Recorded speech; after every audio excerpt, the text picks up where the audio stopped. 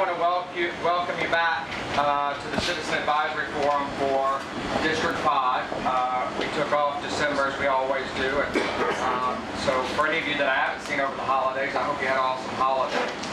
We are back in session, if anyone hasn't noticed. And obviously a lot has happened. I do want to do a little bit of dog and pony show ahead of time, and then we're going to ask the Democratic leader from the Senate, Senator Steve Henson, to speak and give us kind of an update on the Democratic agenda and what's going on, and then we'll take some questions at the end. So be prepared for questions, which you always are. But we did go back in session, and I guess the big name of the game is going to be obviously dealing with the budget, dealing with tax reform, and dealing with whatever else gets thrown at us in an election year. For those of you who are interested in the redistricting process, I'll let Steve give maybe more of an update on that. But essentially the maps were pretty clear, which is one step in the process. That means that the Justice Department said that based on Section 5 of the Voting Rights Act, they believed there was not a violation of the statute, and so the congressional map, the state Senate, and the state House maps go into effect based on that. Now that is not the end of it. The maps that we ran under, that I actually ran under in 2002, that were drawn then by the Democrats under Governor Barnes, were pre-cleared, only to be thrown out to court under a different type of lawsuit called a Section 2 lawsuit. And so the next step will be a Section 2 lawsuit. But I don't want anyone to have any false hope. From a map perspective, we're going to be running under these maps. I mean, there is a tiny chance, but it is so tiny I would not worry your head about that these maps could be enjoined. But the basic gist of it, especially, is that we'll be running under these maps, or a tweaked version of these maps at the very most. After the recent Supreme Court decision about the Texas redrawn maps, I think that's basically what it is. For us here in the 5th District, that means that our district now doesn't go into DeKalb County anymore, but does go all the way into historic Lawrenceville, the actual downtown historic Lawrenceville, all the way out to the jail and Briscoe Field. So we go further up 316, and it does take us out of the Peachtree Corners area as well. We don't represent but maybe 2 precincts of what is called Peachtree Corners instead of about 4. For those who are interested in county politics, the county commission and county school board maps have not been cleared. That means that they were not even submitted until later. Now I know, or I'm told, I don't know, I am told that Steve Deeks with the Gwinnett Party and Lee Thompson, a former state rep, filed objections to the map, and I know that I filed objections to the map because, at least with the help of folks that Steve, what's that group with the D? With NCEC, National Campaign for an Effective Congress, they were able to draw a minority district in the South Gwinnett and 125 corridor area, so we tried to get that map to them, so they're aware that, at least on the county commission issue, they drew 0 majority-minority districts when they could have at least drawn 1, and a map that shows that they could have drawn 2 majority-minority school board districts when they only drew 1, the one that's here along the 85 corridor.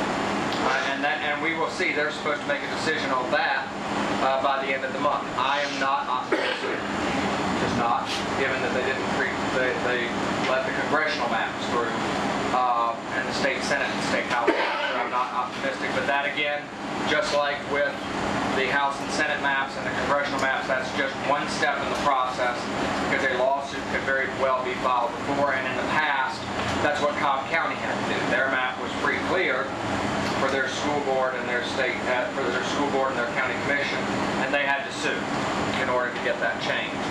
They had to do that in the 90s, and they had to do that in 2001 as well. So it's just a step in the process. Wanted to give you that update. The rest of the dog, because people ask, and the rest of the dog and pony show would be, and maybe there should be, you can plug it, we can plug this again at the end, but there is going to be a Democratic, and I know that this is a nonpartisan meeting, don't get me wrong, if someone has another group that they want to plug, it is, the Citizen Advisory Forum is nonpartisan, but I happen to be a Democrat, so I'm going to be announcing Democratic events at this. If other people are belong to other parties, let us know, and we'll try to filter in those announcements as well.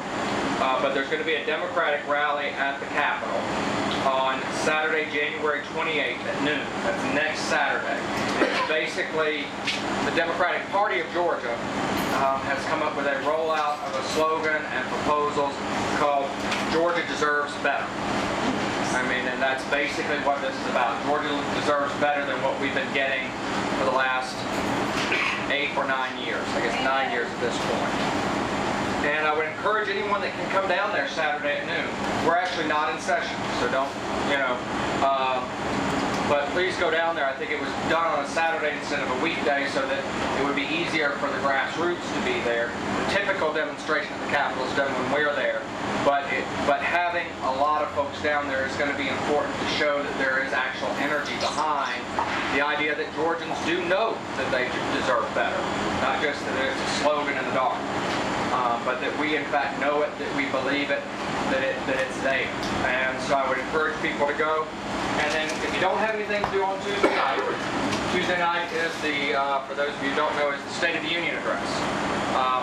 President Obama, of course, one thing that he's mandated to do is give an address, and he hasn't actually have to give it in person like he does. They've been doing that for about 100 years or so, but they haven't always done that. Give an address to Congress about the State of the Union. It's going to be at 9 o'clock on Tuesday. We're actually going to have a watch party through Organizing for America at my home, which is 6320 Glenbrook Drive in Tucker in the Brookwood Park subdivision. People can start arriving about 8:15. That way you can get a spot, because if anyone has come to one of the other watch parties at my house, the place does fill up. We'll have room downstairs now because there's a couch downstairs, so we may have to simulcast it upstairs and downstairs. But there will be room in the inn, as they say, for folks. But we would love for you to come. But please, if you are planning on coming, go to the Organizing for America website and sign up, because so that they know and so that we can track attendance. Because I doubt that the fire folks would come to my house, but there is a capacity, and I want to know, what the capacity is and sort of how much chips to get. And so, would love for y'all to come and let's watch our president, hear what he has to say in this, the last State of the Union of his first term, not the last State of the Union of his presidency. And because you'll probably see this will be, for him, the kickoff of the re-election campaign in a realistic standpoint, because it's his first address to the nation. It's prime time. It's going to be, and it's going to be about what is the theme for the 2012 election. So, let's come see what he has to say. Y'all come, and we'll work it out as far as, Jeff, if you could help me. This is Jeff Thomas. He's my neighborhood association president. Help me get the word out around the neighbors, both that they're invited, but also that there'll be some extra cars in the subdivision. And the dog and pony show is now over. All right. I had invited, because at the start of every legislative session, we try to sort of frame what's going on. And we try to give y'all an idea. I mean, that's what I've tried to do here, is tell y'all what's going on in the state legislature.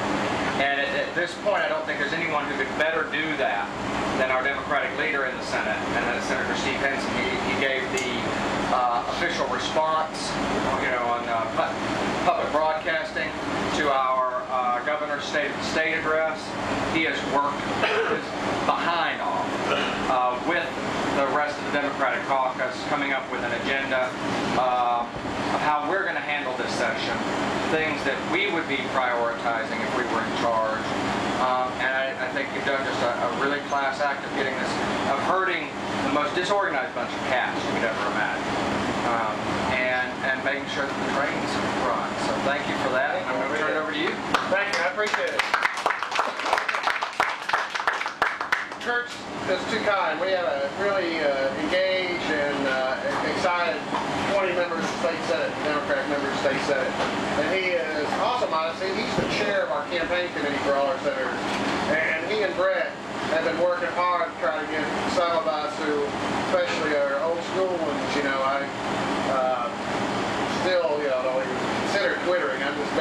Facebook.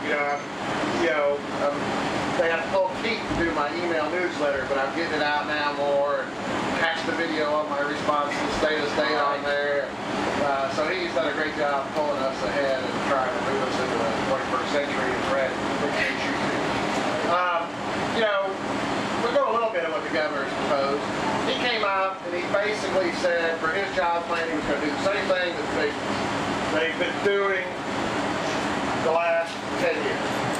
And that's cut taxes for special interest groups. Whether, in 2009 we passed a tax cut that said if you had 50 employees or more and you brought jobs to Georgia, you would get a tax break. Well, that didn't create that many jobs. We have been the worst state in the country the last 2 years in job creation. We're the worst state over the last 4 months in job creation in the country. So what they're doing isn't necessarily working, and what they roll out more. So instead of 50 employees, they drop that down to 15 employees. And quite frankly, not too many companies base their relocation to Georgia, that decision, on a marginal little tax incentive for their employees. What they base it on is more of a fundamental thing. And that's what we started looking at, is they just kept trying to roll out more of the same, or put Band-Aids on things. Kurt's got a bill on a moratorium on this whole hot lane issue. The hot lane thing is just exactly that. It's just a Band-Aid they tried to put on something, a show basically. They said, okay, we can for a short term increase the traffic flow on a highway if we change a lane from regular HOV to a hot lane. Meaning that if you take a few people out of those lanes that aren't the HOV lane, put them in the HOV, things move a little faster. So how do we do that? Well, let's charge a fee and let people get it with a fee. Well, first of all, it's something we've all paid for, and it was mandated by the federal government to be an HOV lane to cut air emissions to make people carpool. So now it's kind of counterproductive because you're saying you don't have to carpool. You can pay a fee to get in this thing. Well, in the short term, these things have been able to maybe reduce traffic flows. But in the long term, they don't do it. They don't encourage carpooling. They don't put more people in fewer vehicles. They don't increase capacity. And they certainly don't do like building rail or something else, truly divert people from the streets higher. And what most people don't realize, they cost money. Even when the DOT first came out with it, they said, this is never a break-even proposition. We're going to spend state funds to do this. They did get a federal grant, but even with the federal grant, it's a costly thing. So we saw these kind of Band-Aids, and we decided what we need to do is kind of come out with our own agenda. So we've got a lot of things this year that we normally would wait and react to what they do. One thing we decided is, we saw what the governor did to the Ethics Commission. He appointed most members of the Ethics Commission. He had certain ethical problems himself. The chairman of the State Ethics Commission, or what's the official term? Open, whatever. They don't even use ethics as a term anymore. But the chairman of it said that we need to investigate the governor. Or not the chairman, the executive director. They said we need to investigate the governor. And that FBI said they would help them do it. And she went to the chairman. She said she needed a subpoena to go check on some things with the governor. And he said, no, we're not going to do that. Let me look into things. Well, within 3 months, she was out of the job. And so we see that there is a disconnect. In the past, even when Democrats are in control, when a powerful chairman would be, like a chairman of corporation would be investigated, you could definitely feel the nervousness of the people working on the commission whether or not they would do something.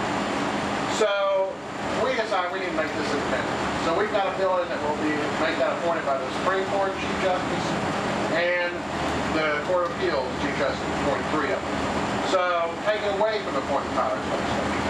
And then take away the financing from under our control. They've been cut year after year. They didn't have enough money this year to send out certified mail for people who owe fines. And they had to just forgive $7 million of fines. Most of those fines were against state legislatures. So the fact that we didn't give them enough money to send out the certified mail, hey, it makes sense. So a lot of people got fines forgiven. So we are going to put in a bill that says it has to be funded by a certain portion of state revenue. That portion will raise the funding they get by about $300,000. Put them back to where they were at a higher level. And it will be set at that percent of the state budget every year. So in a constitutional amendment, we can't mess with them if they mess with us. Alabama has that. Other states have some kind of independent funding for them. It only makes sense. We're going to come this session with some other things. We're going to not give up on hope. Tomorrow or Monday, we're going to come back with a revised hope bill. We're going to put back in the means testing hope. We have seen the governor was lying to us last year about hope. The report came out that says by 2016, hope is going to pay for less than 50% of somebody's college tuition. It will also show that the governor in this budget is taking, last year he said we couldn't touch the reserve fund for hope to grandfather in kids already in college. He said, no, I want that untouched. We found out the reason he wanted to leave that untouched was he could hit it this year for $163 million so that you wouldn't see that the rapid decline in how much it's paying to. So he's hitting that reserve fund just so you don't see how much impact the decline of hope is to. So we're going to come out with legislation putting back the means testing that we take care of 90% of Georgia students at the $140,000 less. We're going to come back with a thing changing the way they have the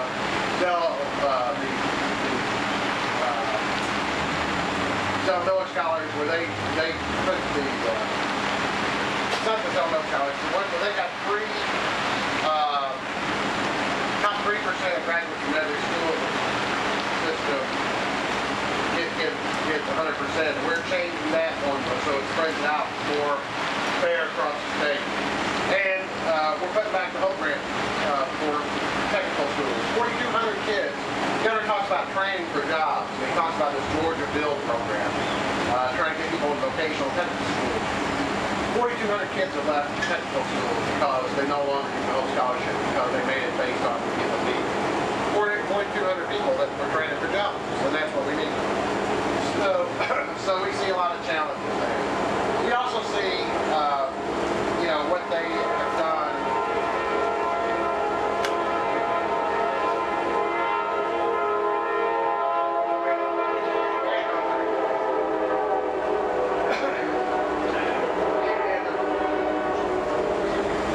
In a lot of other areas.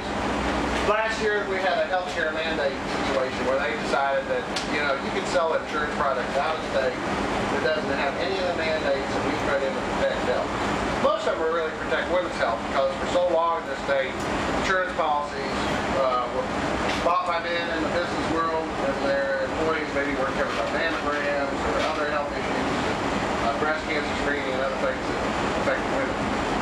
Two of those things, autism for children and cancer treatment for children, were two of the mandates they took away.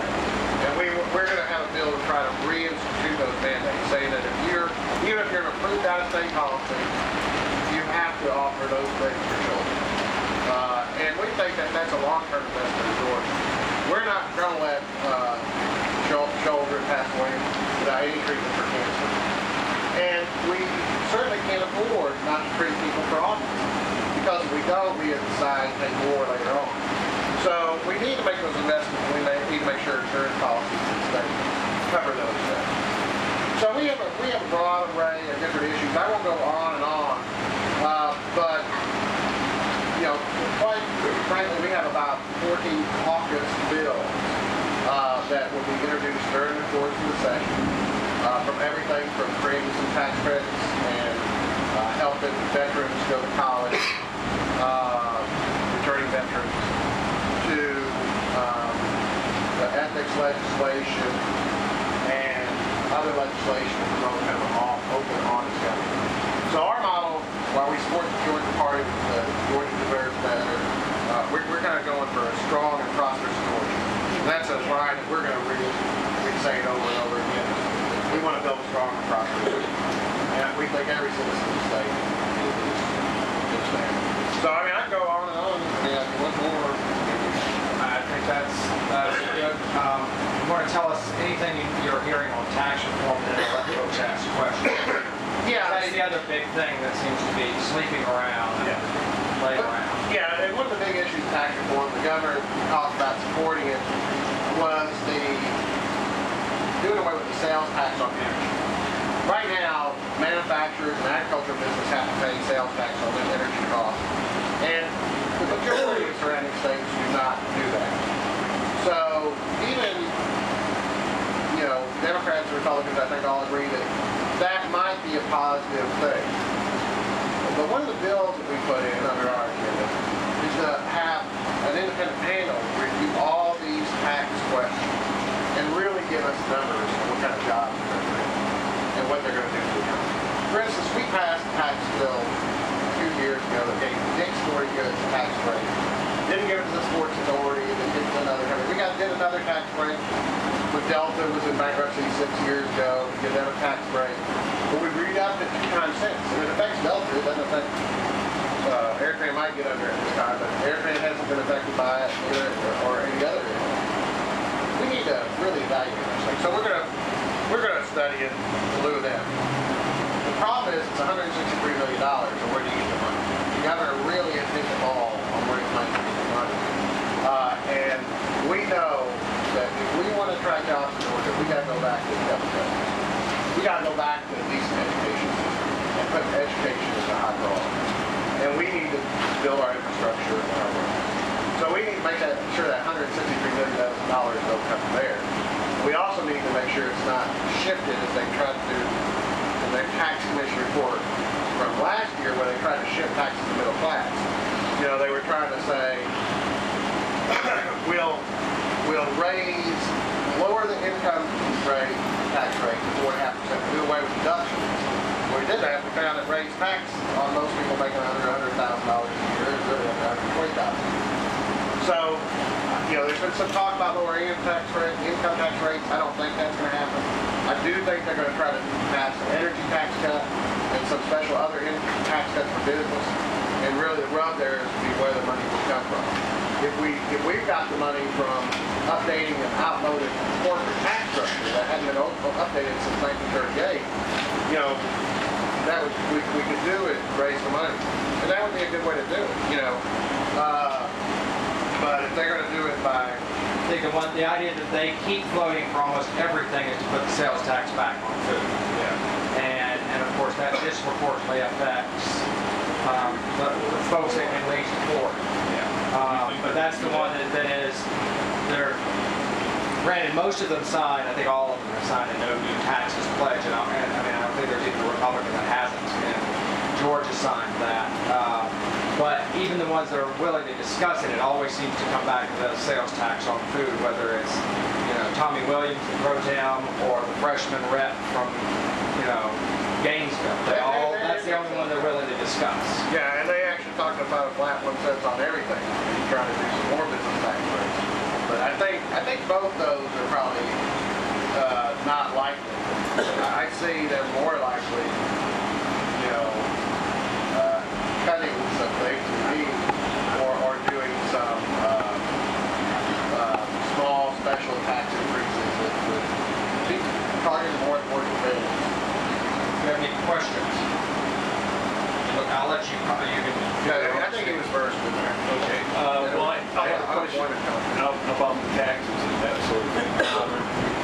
For retirees, there's an exemption of $40,000. Are they thinking of doing anything like that? Well, I think the retiree exemption is increasing, right?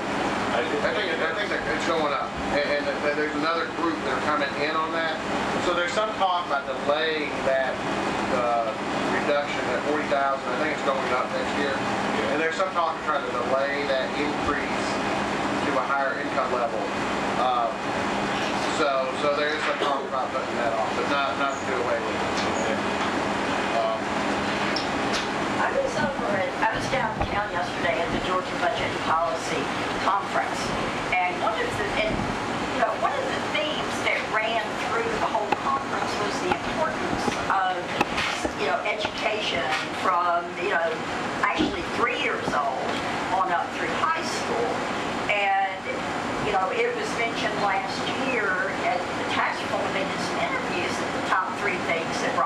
businesses to a state where education, infrastructure primarily, transportation, and, water availability. Even in the HAC last week, Governor Deal even said that, so I guess he's listening to us finally. But, it was just kind of interesting. 64% of the high-tech jobs in the state are filled by people from out of state because we don't have trained people, and you address that with the, technical schools. And also, too, 15% of the people in the state from 18 to 24 don't even have a high school education, and we're 5th in the nation in the prison population. So there's a certain correlation there. So I know you mentioned, education, but are y'all taking into account those kind of figures? Because there's a lot of talking points right there for us. Yeah, I mean, people are almost tired of hearing that we're 48 in this category, 49 in that category, and they see some hopelessness. I've been the governor for one thing. He is funding the increase in enrollment, $250 million or so in the state budget. But he doesn't talk about the over $2.7 billion that we have given austerity cuts to education over the last few years. So they continue talking about tax breaks before they ever talk about going back and funding these cuts to education. And that's really, the biggest thing we can do to track business is to go back, both invest in our K-12 and our higher education. Because actually that number for people filling high-tech jobs dropped in the last 10 years. It was a higher percentage of Georgians filling no job or even though Georgia university system 10 years ago than it is today. So 64% volume out of state. Yeah. That's huge. That's a huge number. And so we need to go back and invest in both the higher ed, the adult technical education, and he's not addressing that. So yeah, we are talking about that a lot. It is a money item, and as and a lot of people think, well, this is a bad economy. It's nobody's really their fault. A lot of people don't realize we have cut taxes the year after Obama was running 4 years ago, and things fell out. We went back in a session. We knew the economy was tanking. We knew we were in a deep recession. We cut over $1 billion of taxes from the revenue stream in that year. Some of them to be phased in, including retirement tax cuts. We've done that every year. We've gone back and cut some taxes. We've cut over $2 billion in taxes from the revenue stream since the recession ended. So it's not all just created by the recession. A lot of it's created by policy decisions in the state. And I'm not saying all of those are wrong, but a great many of them did not get jobs, and they were not equitable partners or fairness. I mean, we gave heavy equipment operators an ad valorem tax cut. They didn't have to pay no ad valorem tax.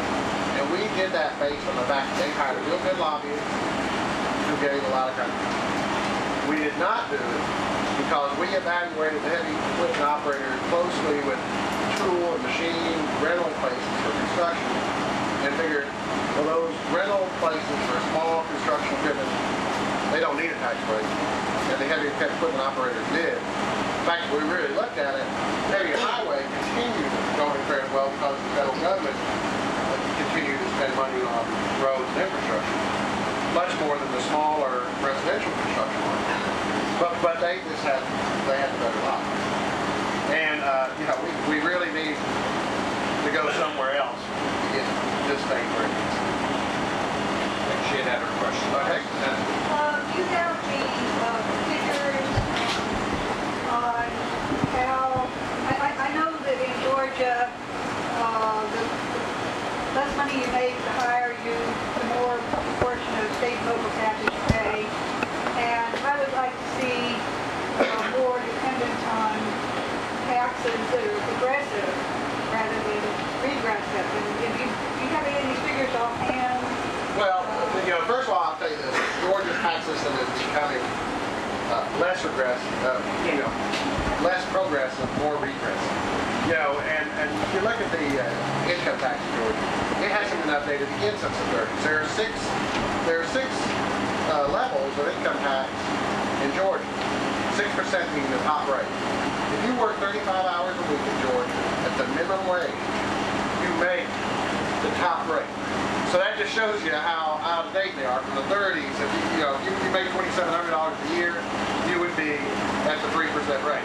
So nobody makes that anymore. It's just not even realistic. And the only thing we've done, that income tax rate, the only change was in 1980. The top rate was 7%. So we dropped it. We made it more regressive in 1980. And then we kept it flat. And quite frankly, we need to update the income tax system. We can update it where really most Georgians would come out ahead. But the Republican Party, their mantra is against income taxes. They want a regressive tax system. They want everything on sales tax, consumer sales tax. And that affects people making, even under $150,000 or more. And that affects you a lot more than it does doing some kind of gradual increase with the income tax. So what is happening in this state, what's happening around the country, one reason Georgia is so sorely female, and most states that have a low median wage are having trouble rebounding because we don't have enough personal consumer spending to get the economy back up. And by making the tax system more regressive, more taking money out of the $30,000, $40,000, $50,000 a year income folks, is not helping that. Okay, from the standpoint of a nonpartisan liquid voters, ethics reform. Okay, common cause is like taking up the net of ethics reform. And this is anniversary of the Citizens United, the Supreme Court decision, and that has to do with money and elections. And I think this ethics reform also does. Are there any initiatives now have been taken in that area? Absolutely. First of all, I personally sponsored a bill last session, and part of our agenda is just not new, so we didn't bring it out in the press conference, that would limit campaign gifts to $100. Right now, they can fly me to Vegas, put me in a room, and let me speak to a meeting. We can basically give, I don't think that's right. I don't think, they gave the chairman of the Rules Committee got like $800 tickets, two $800 tickets to my room. I don't know what you do for an $800 ticket. I would expect that would come with my date or something. I don't know. But $800 tickets to a concert. There's no reason for that.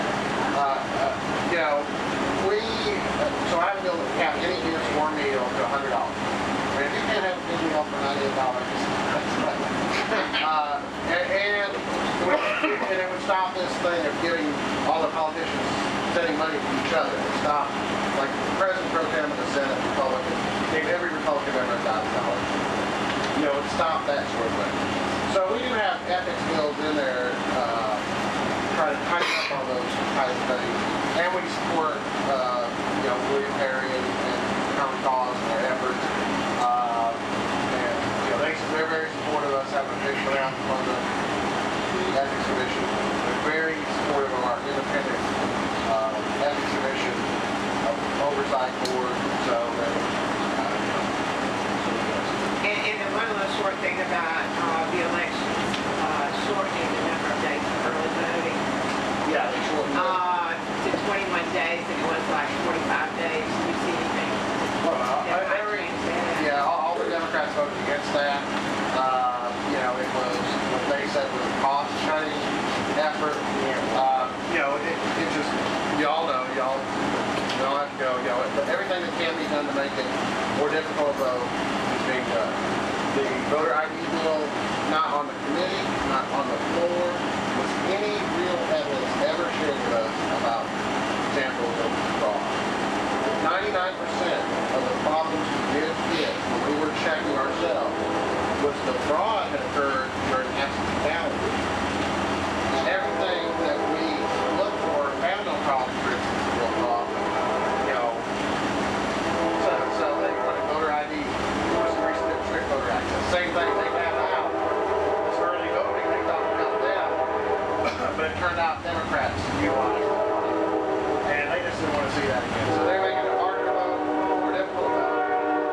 On our campaign, you know, in some states they won't let you go out and register voters. The Biden campaign is doing that on a national level, but they've tried to change the plan because they saw how effective the grassroots get out the vote and registration. Yeah, their job is to basically disenfranchise about 5 million people, figuring that's the margin of victory. And we have two bills that address that. Neither one will pass. One, that same-day voting. That you could go and register the day of the election. If you have your ID, you got proof of who you are. You should be able to go in there, show it, fill out a form, register, and vote. It's provisional, meaning that they have to check it afterwards to make sure it's right. But if that's where you live, that's who you are, and you're a citizen, you know. And other states have it, and it doesn't produce fraud. And online voter registration. 23 states have online voter registration. Right now, you can register and mail it in. Why not do it online? It's just as secure. So we got one online. But again, it kind of makes things too easy for some people, and they're not too comfortable. I don't know. I think we can do with regard to this inquest education about some of these former administrators in the Georgia, I guess, college system are being paid as consultants well above minimum wage. Now, that was AJC about a month or so ago, if you've seen the article. What can we do about that? You know, I know the article, I know what you're talking about, and we'll look into it. We really haven't looked into that. I mean, you know, comparatively speaking, to the big macro questions, I mean, you know, just to give my radar, you know, but you're right, there's some, and the trouble with that is too, you know, you build a relationship with some other people, just like in business, you know, sometimes they take care of their friends. So we need to look at that, but, you know, sometimes it might be justified too. The other point, this is in regard to the early voting. When you have too much in advance of 45 days, what happens if the person you voted for suddenly winds up with a lady friend or, you know, some indiscretion in their tax situation? Yeah, well, that's, you know, that's tough on politicians like us. It is a danger. It is a danger. I think 400,000 people have already voted in the Florida Republican primary because they have a long, early, and easy absentee voting period. And some of those have voted probably for candidates who dropped out. Some of those, you know, I mean, you know, but it is you know, your vote is your responsibility. It's our job to give you the opportunity to cast that vote and make sure as many people have that opportunity to cast their vote in as easy a fashion as possible, making sure that it's done, you know, safely and without fraud. But obviously, it's your vote. You have to decide. Well, I mean, I hate to say it, and I know this is in your, you know, the other primary, but you know, given all you know about Newt, if you didn't think there was something there, you should, you might, if you're considering Newt, you might want to wait, because that's the type of person you wait. I mean, on our side, if I was trying to be, you know, God love him, but you know, if that was an issue that concerned me, it's not like that people didn't know, going way back, that Bill Clinton had a wandering eye before the government takeover. So if those are the, you know, if you are the type of voter who's concerned about last minute surprise, wait and let the other folks who are diehards, because it really is for the diehards, the absolutely committed, you're not going to change my mind, you go ahead and cast their vote and get out of line, so that the rest of the folks who do decide to vote at the last minute, so you can have higher voter turnout, who do wait until the last minute because they're just, you know, they want to vote for him, but they know there's something wrong, or they want to vote for her, but they're waiting for the other shoe. You know, or they just don't like to get caught in the scandal. They want to vote for a winner. We're like Americans. We always want to pick a winner. Those folks can go and vote late and not have to be waiting in line for hours and hours and hours, because if you get more people voting, you will get better results, period. Whether it's here or Utah, doesn't matter how, or Massachusetts, no matter how red or blue, you're going to get better results if we have more people involved. And it's just a way to get people out of line so that others can vote. Look at it that way. So we'll go right back to the line. I have two questions. What happened, South used to be the Democrat, what happened that South turned out to be Republican? Comment on that one. The second thing is that I know by experience that the immigrant community gravitates towards the Democrat Party. What are you doing to get them registered, or is there any initiative with them that those votes are coming in your way? Yeah, what do they think? That the immigrant community, they attracted towards Democrat more than the Republican. And what are we doing here, the Georgia Democrats, if those votes materialize in your favor? Is there any initiative? Is there any... Well, our chair of our immigration study committee is a guy who's done more work about the whole immigration issue in a real fair, balanced, just way is Kurt Thompson. So on immigration, you just have to look at his committee and the interest we took in it, that whether you're legal or not legal, that we, as far as the immigrant community, have tried to include everybody in anything for immigration in a fair, balanced way, and I think that they have it. So I mean, that was not my question. My question is not that those people who are now American citizens. Yeah. What are we doing? Right. Okay. I will tell you this, because I always give we have to get more involved, and there ain't no mouse in my pocket. I don't even have a shirt pocket. Okay. We means you and I. The state party has an official committee that does outreach into the international community, into the new Americans community. It's the vice chair in charge of that, and I forget the name of the actual official name, but the vice chair of that is a fellow who lives here in Gwinnett. He's up in Beaufort. His name is Farouk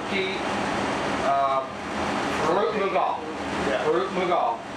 And one of the things that he is always complaining about, and if you're wondering why there's not more folks, more stuff being done in those communities, is that he does not have a lot of people, and as I look around this room, helping. I know that he was with me at a Thai New Year celebration. I'm sure he'll be with me at I see him at everybody's New Year's celebration and everybody's Independence Day celebration because of the nature of my district. But I also know that he is one person running one committee of the state party where he admittedly is getting burnt out, okay? And I do know at that same Thai New Year event, the state Republican Party had 4 people there speaking on the podium on behalf of the Republican Party. And we have to get more involved, but by that, I mean, if you want, we can get you Farouk's number. If anyone wants to be involved in that, we can get you involved in that. If you have connections in any community, and it can be, the West African community, the East African. I mean, even though he is from Pakistan originally, actually I think he's born in the UK, but he's ethnically Pakistani and a U.S. citizen. But if you want to get involved in that, because you think that we've got to do more, and certainly in Gwinnett County, we went 47% for Obama, just like the state, and where we've got to do at least that well is what they're saying. And honestly, we've got to do better than that in 2012 if we want Georgia to be in play and Georgia to be a battleground state where they're really putting troops on the ground and where these 15 electoral votes are played.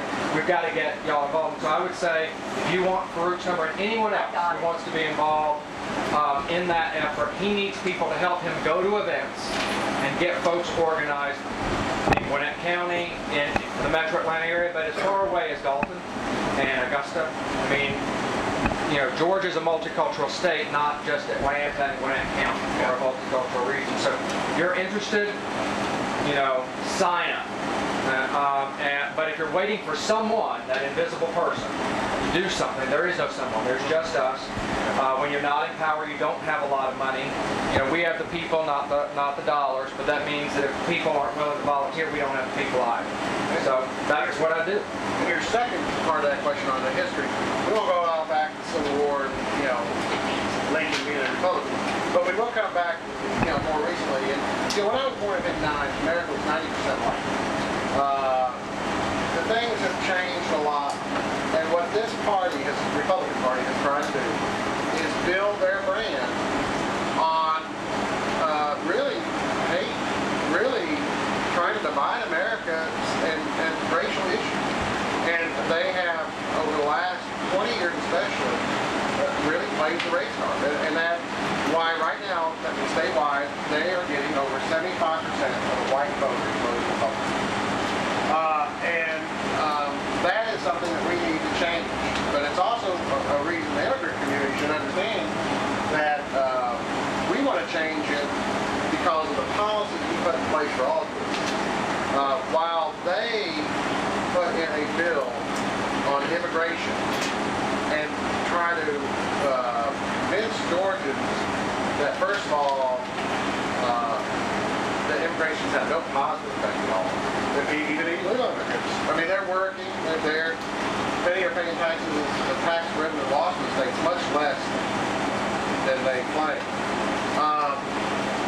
And that we're taking advantage of exploiting people in the rural and farms and things that are illegal in often cases. We never address the wrong side that we're on. They use it to divide people instead of having a fair balance of cities. Nobody supports people doing illegal things.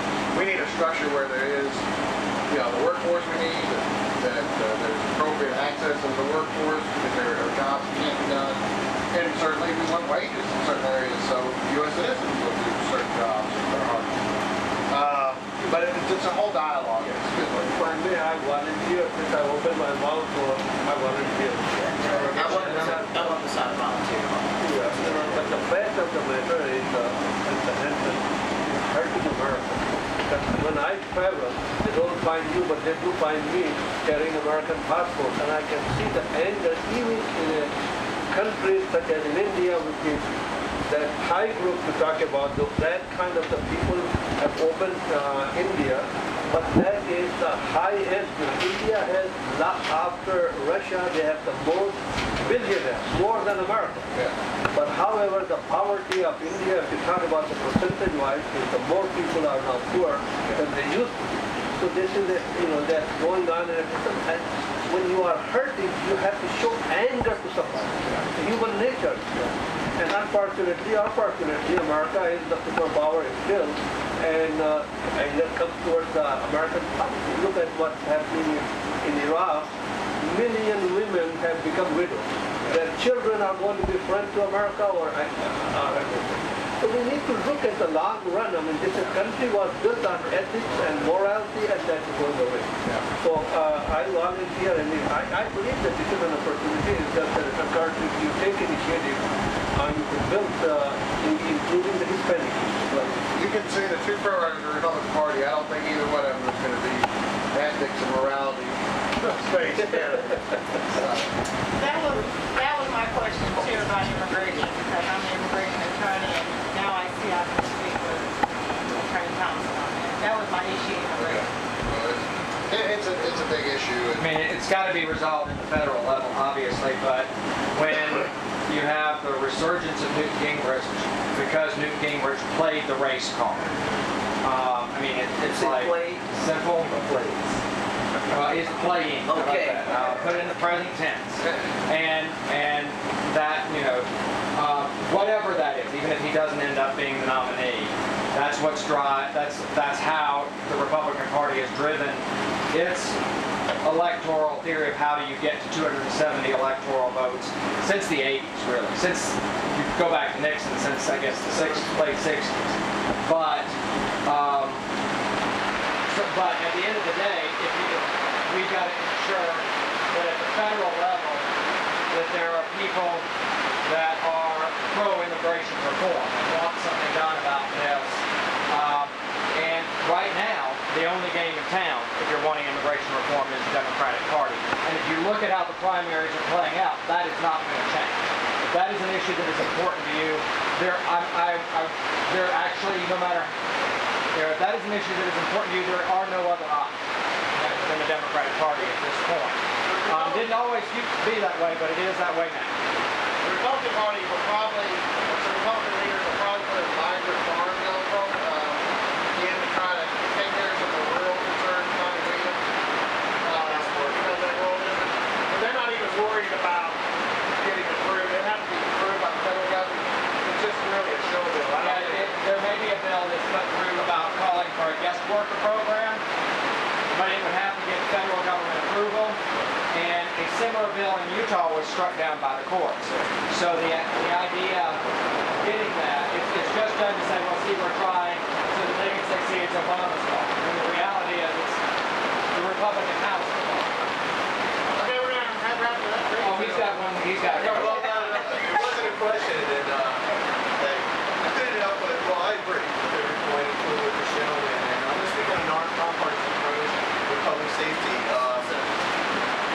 Coming from the Georgia Public Safety Commission, everything that is being addressed regarding economic development, both governors have always focused on economic development requires safe communities. Unfortunately, nothing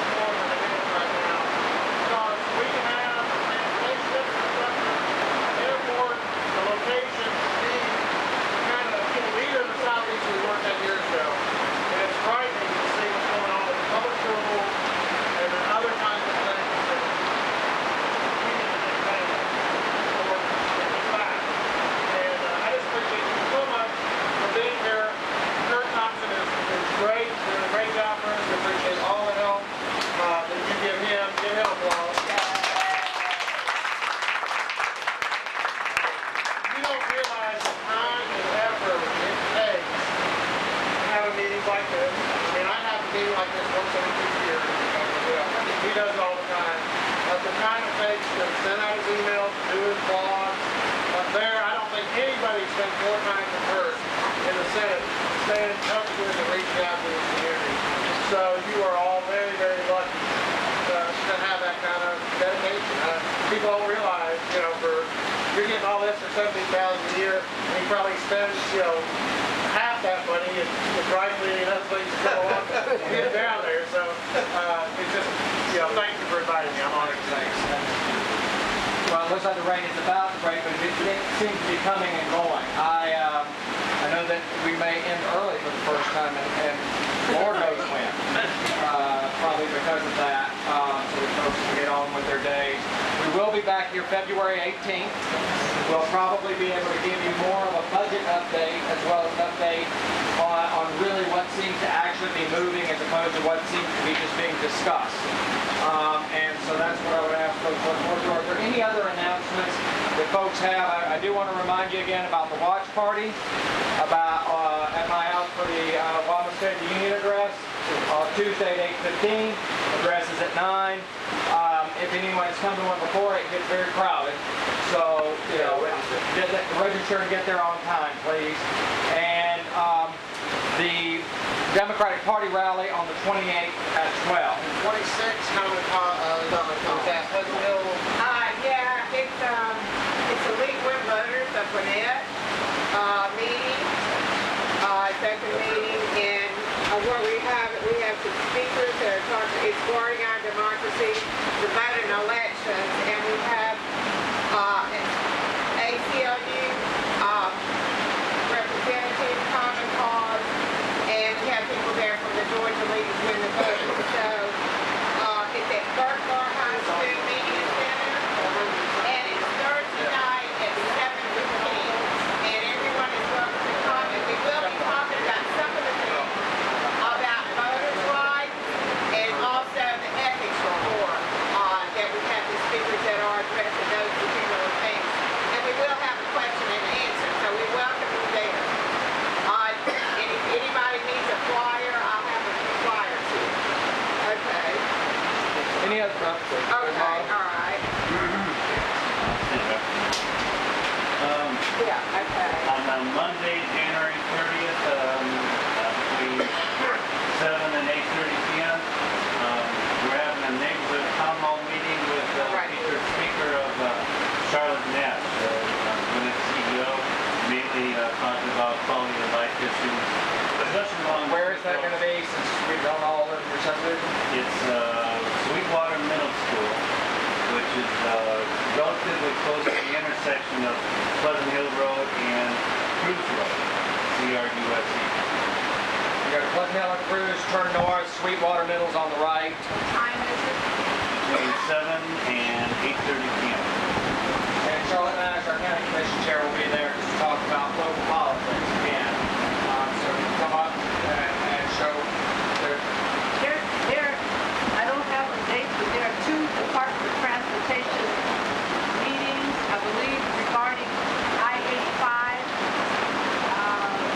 I signed up for the Gwinnett County newsletter, and one's at the CID here on Jimmy Carter Boulevard. I believe that's from 7 at 7 o'clock p.m.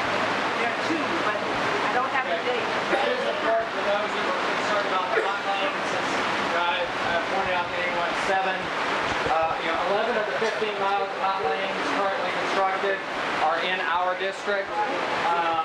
Unlike the hot lanes that are being talked about on 75, these didn't add we didn't put any more asphalt on the road, we didn't add a single bit of capacity. All you did was take a lane away from general traffic. But there will be 2 meetings with the Georgia DOT where you can talk about that. We'll make sure that those get in our calendar. One is going to be February 7th at the Gwinnett Village offices on Jimmy Carter Boulevard. What I need to